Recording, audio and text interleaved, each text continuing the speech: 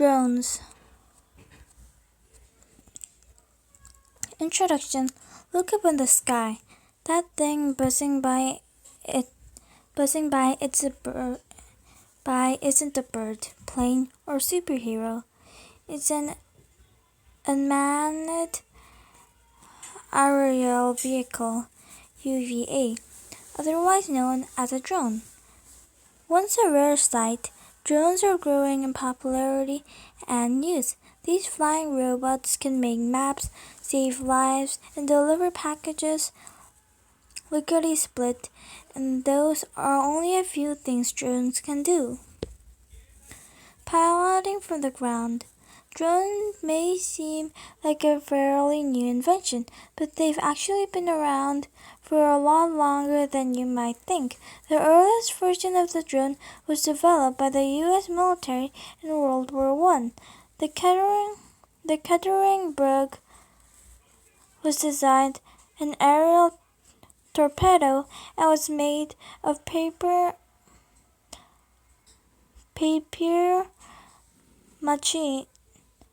mache and cardboard. More sophisticated drones were developed about 20 years later. They were given the name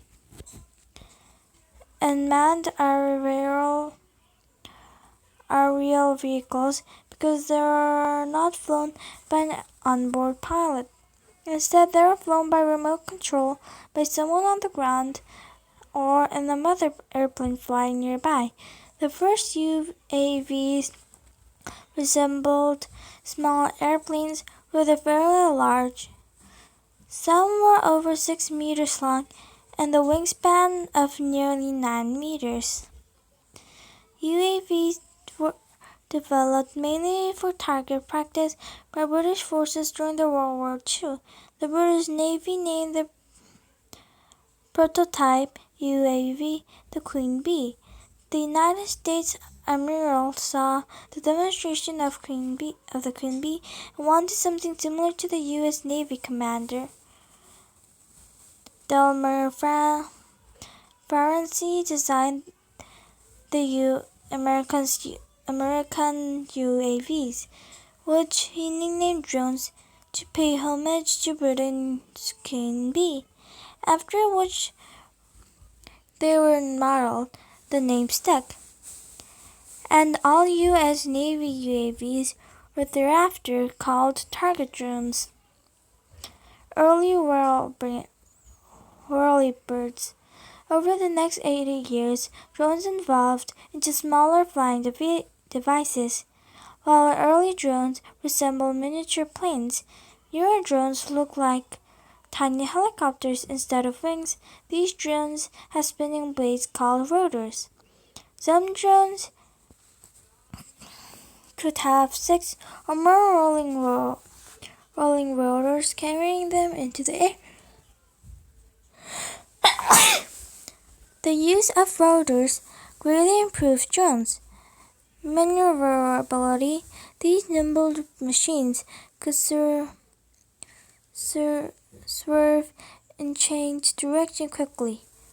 Operators could now send drones to precise locations that used to be hard to reach.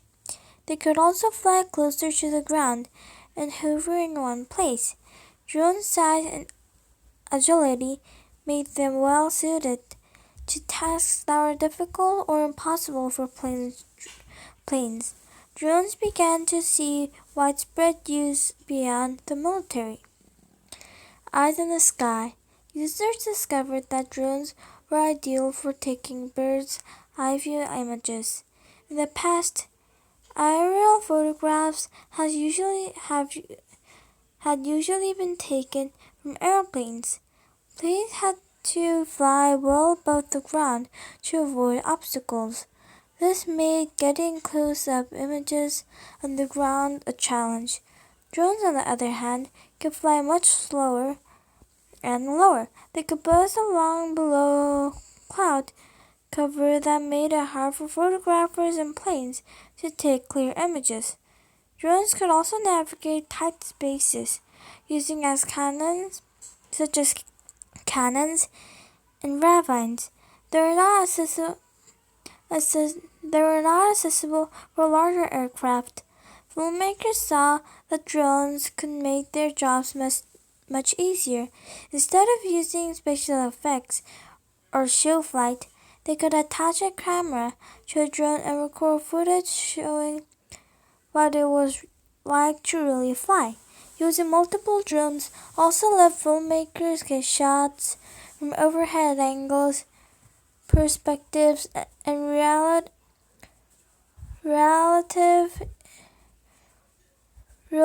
easy. Without interfering with actors or putting crew members at risk, mapkeepers now send drones into remote and difficult terrain to get sharp images of what the land is really like. Drones can provide up-to-date photos of changes to glaciers and other involving landforms. Help is on the way. Drones' ability to navigate near rough terrain also makes them ideal for helping rescuers locate people who may be lost or injured. Unlike regular helicopters or search planes, drones can zoom beneath the forest canopy and get a clear view from the area below. Instead of recording video for later viewing, search and rescue drones provide a live stream of images as they travel. When searching at night, drones are thermal imaging, which detects the warmth given off by a person's body. Drones can drop critical supplies such as water, food, or blankets with pinpoint accuracy and at a much lower cost than helicopters or search planes. Drones are especially valuable when disaster strikes. Earthquakes and floods often make roads and airports impassable to keep victims from getting the assistance they need. Drones can also monitor disasters in progress, such as wildfires or volcanic eruptions. Data can be gathered without putting humans in harm's way. Watching wildlife. Humans aren't the only ones who benefit from drones. Animals do too. Patrolling vast areas such as large ranches requires a lot of time and workers. Drones are a much faster and cheaper way to keep tabs on roaming animals. Drones can find stray cattle and have even been used to herd animals back to where they should be. Wildlife preservers use drones to keep an eye out for dangers and to monitor animal activity.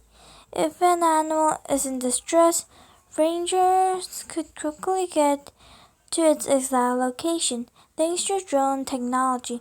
Drones also provide researchers with a better way to study how animals function in native habitats without disturbing them. Special delivery.